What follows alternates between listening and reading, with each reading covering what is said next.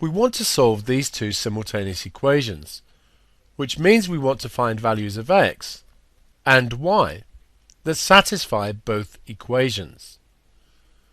We have different numbers of x's and different numbers of y's. We want to get one the same, and we can do this by multiplying equation 2 by 3.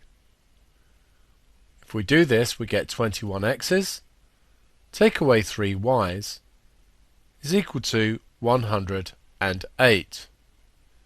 Equation 1 was 4x plus 3y is equal to 17. So we have the same number of y's, but the signs are different. We should remember that if signs are different, we add. If the signs had been the same, we would subtract. Here, with them being different, then, we're going to add the two equations. This gives us 25 x's, the y's disappear, is equal to 125, and dividing both sides by 25 gives x equals 5. We can substitute this back into either original equation. If we use number 1, we get 4 times 5, add 3y is equal to 17. So 20 plus 3y is equal to 17.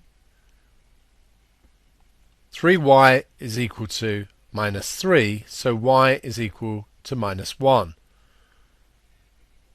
Our solution then is x is 5, y is minus 1, but we should always check solutions to simultaneous equations.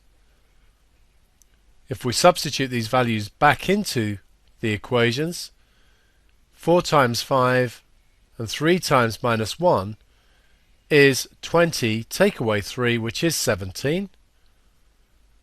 And trying with equation 2, 7 5s, take away minus 1 is 35, plus 1, which is 36. So both solutions work.